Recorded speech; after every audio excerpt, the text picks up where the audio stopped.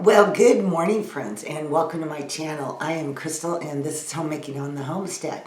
And today I have a little bit of a combo video. I'm going to share an afternoon in my kitchen with you, as well as have some chatty time here at the beginning and then towards the end. So, ladies, grab your cup of coffee and let's chat.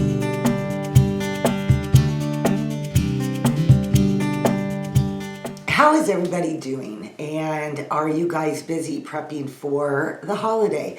I realized yesterday that by the time this video goes out, we're going to be just under a week away from Thanksgiving. I'm like, where did the month go? I have no idea. I say that every month though. But anyway, are you busy preparing? Are you, I know I asked last week if you were going to host or if you were going. What are you cooking? What are you baking?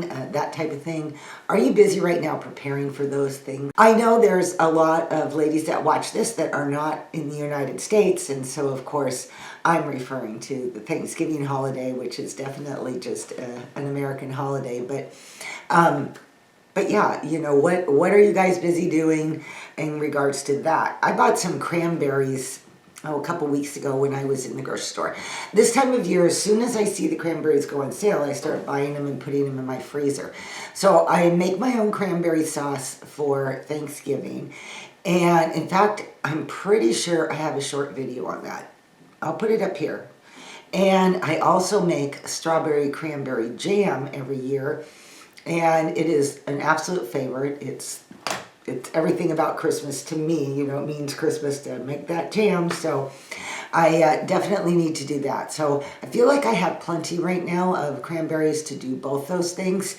And like I said, I'm pretty sure I have that video too. If I do, I'll post it up here or leave links below in the description box if you are interested in making that. All that to say, I have cranberry sauce on my list.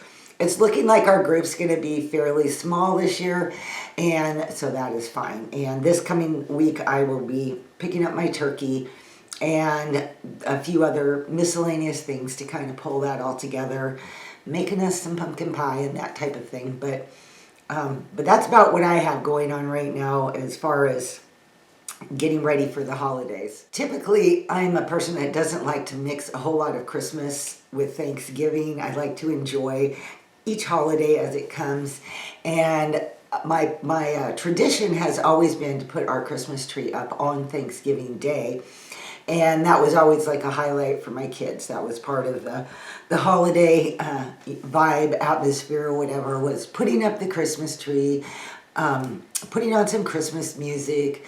And they had, back in the days of VHS, you know, they had movies that were Christmas movies that only came out in December. So then it's, you know, Christmas movie time, so they could put on White Christmas and It's a Wonderful Life and things like that. So Thanksgiving Day was the day that kind of set off the holiday, Christmas holidays for us. But because Thanksgiving is so late this year into the calendar, like not, I think 29th, I believe, is Thanksgiving, I decided that I would put up the tree this coming week just for the heck of it. So this weekend, my goal is to kind of move all my furniture in the living room and do some vacuuming and dusting and just clear everything, rearrange things, and set up my Christmas tree. I'm a person who takes my tree down right away, like the day after Christmas usually. So I like to have it up as early as Thanksgiving Day so that we have a full month to really enjoy that holiday feel. All that to say is, when do you put up your Christmas tree? Do you put up a Christmas tree? Now, I know people that don't, so do you put a Christmas tree up? And when do you put it up? And that type of stuff. That would be fun to know, so let me know in the comments. This last week, I had been working my way through leftovers and a few busy days. I had just, you know, some fish sticks and french fries that I put in the oven, and so it was just quick little meals. And I woke up this morning and thought, oh, we're out of leftovers. We've already had all those kinds of things. What am I doing for dinner tonight? So that brings up, you know, my famous question in all of these videos is, what's for dinner? What are you guys serving for dinner tonight? So after a little bit of thought, I looked at my convenience food shelf, which I like to call my canning shelves. Would I have my own meals that I put in there? And I have some taco soup that I canned earlier this year, so I think I'm going to open a couple jars of that, and that should make a quick dinner. My husband said, like, not grilled cheese sandwich, but basically cheese toast sounded good with that, and I will do a veggie platter. So that is my plan for dinner. What are you serving for dinner tonight? Or what have you been cooking in your kitchen this week? That would be great. Like I say always, let's get that conversation going down below. Let's share the food we're cooking and the things we're doing in our kitchen to help inspire each other and encourage each other. So this last week I took one afternoon and spent just doing 3 different things that needed to be done in my kitchen, food-wise, cooking-wise, and a little gift-making wise. And of course I filmed that. So right now I am going to take you guys along with me as I show you what I got done this last week. All right, you guys, I am doing some really fun things today in my kitchen. Well, I think any time I spend in my kitchen is fun. But as you can see back here, I've got some stuff lined up. So I am going to quickly show you what I've got going on and take you along with me. For starters, I am making bread this morning. We are completely out. I found in my freezer some wheat gluten, which you can add to bread to give better structure to your bread and whatnot. And I found a recipe that actually uses that.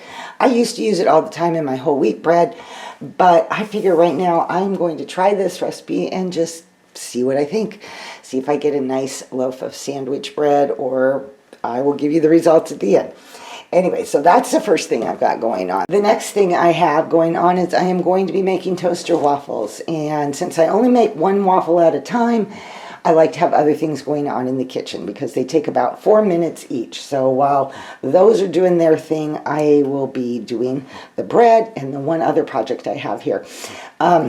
So I have this bag of, let's see, it's getting down there. I have this bag of buttermilk pancake mix that's almost done. I bought it for a family trip for feeding grandkids and things like that, and I didn't use it.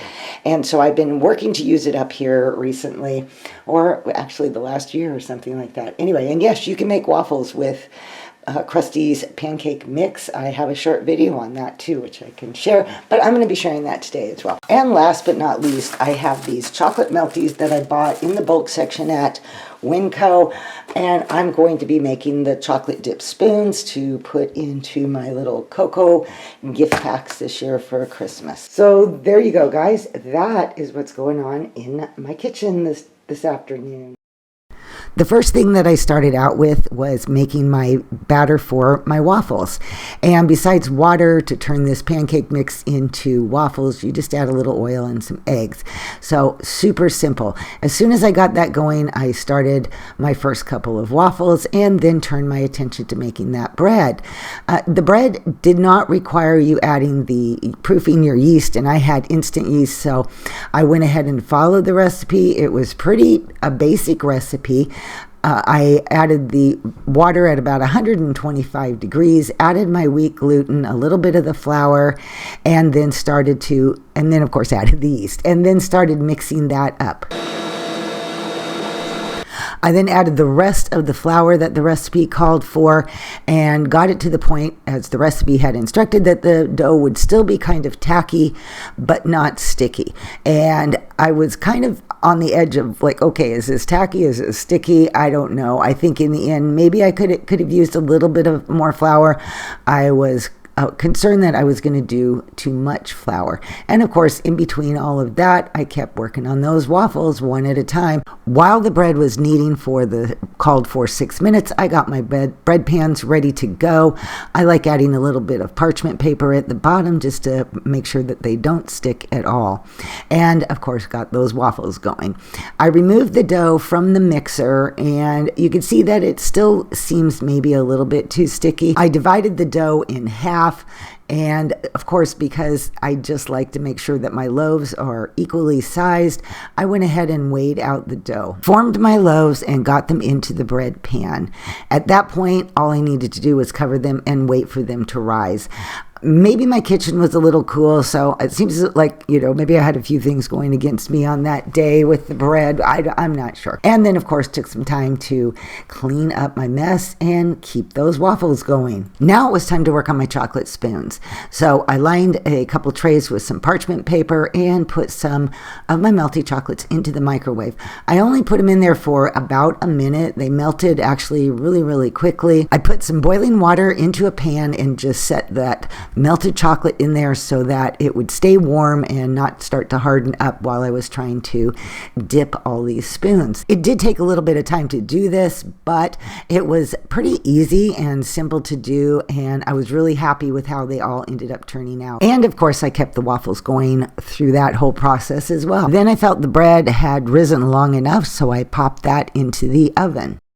And by the time my afternoon was over, I had 2 loaves of fresh baked bread, 3 dozen toaster waffles, and 48 chocolate spoons. Okay, so this is day 2, and I have these all packed up, and they're heading to the freezer. And just like bread, they're easy to just pop off from one another and pop in the toaster, and they make for a really quick and easy breakfast. And that's why I like to have lots of them. So we have lots of breakfast options that way, which that kind of ends my breakfast prep that I've been working on the last week or two. I got the breakfast burritos done, if you saw that video.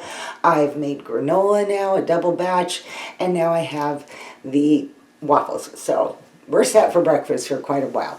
All right, and all my 48 spoons, I'm just sticking them in this bag right now. As I get ready to assemble my gift boxes. I am getting ready to slice up both loaves of bread and freeze them. I freeze them already sliced so that we can just pull out what we need when we need it. As far as my thoughts on trying this new recipe, I didn't really feel like it was as soft as what I had hoped it would be. It does taste good, I will say that. It makes great toast. So as you can see, we tried some and had it with a little bit of soup last night, and it was good. But I'm going to keep looking around. I would really like a nice soft sandwich bread. So if any of you ladies have a recipe to share that you just love, please let me know, because I'm going to keep working on it. But the bread doesn't crumble. It has a nice texture and a nice form. So it was okay. And maybe I needed to do something different as well. Maybe I needed to let it rise longer. I really think it should have had a first rise. The recipe did not have that. And if I try this recipe again, because like I say, it tastes really good, I think I might let it rise once and then the second time in the pans. I don't know. But for now, I'm going to get this sliced up and into my freezer bags.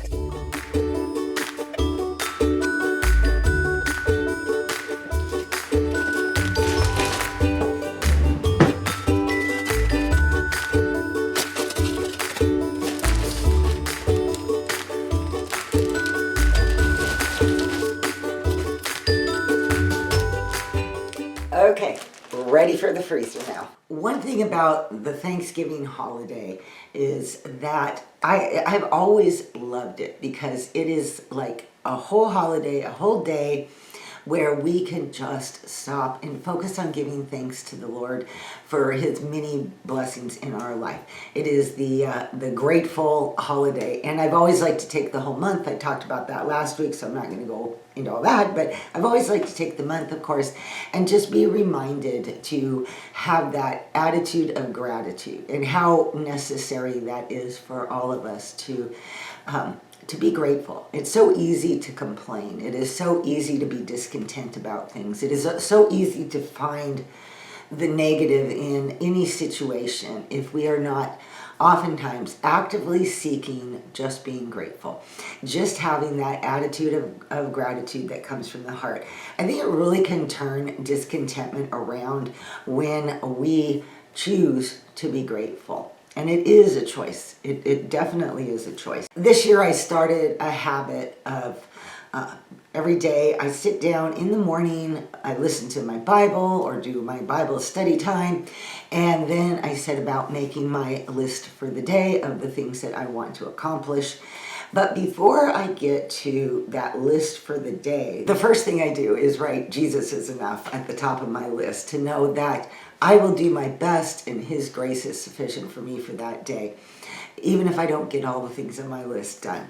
And then the second thing that I do is just find one thing to be grateful for that day. It could be something big, it can be something small, and there have been times when I'm like, well, I'm great. I'm thankful for my cup, that first cup of coffee. I'm thankful for this or that. And then there are times where I just have so many things to be grateful for. So I'm not limited to one, but that's my goal every day, is to try to find one thing I'm grateful for. It's kind of like having a gratitude journal. And I know I've heard of a lot of people that make gratitude journals. I think that's a great idea. Just a place to sit down and be able to write out all the things that you're grateful for throughout the year. My problem is that I would probably forget to, or I would run out of time with all the other little things that I want to do in my morning before I get moving. And so it's just ended up being something that I could create a habit with, that I can do consistently throughout the year. So Thanksgiving is that opportunity to remember that attitude of gratitude, to be grateful for all things, to take a special day, set it aside, and focus on our blessings and God's faithfulness to us, and just be grateful and thankful. I really I value Thanksgiving Day for that too. And it's being with family, being with friends, and that type of thing makes it even more special. But also, as the year continues, to find simple ways to remember on a regular basis to thank the Lord for all of His blessings. Okay, ladies, I think I have probably chatted all that I have written down. And I want you all to have an amazing, blessed day. I really do. And I will pray for that, and pray for a blessed and wonderful week ahead. And if you are celebrating Thanksgiving, that you just have a fantastic, lovely holiday with your family and your friends. So happy Thanksgiving, and I will see you all in my next video. Bye-bye.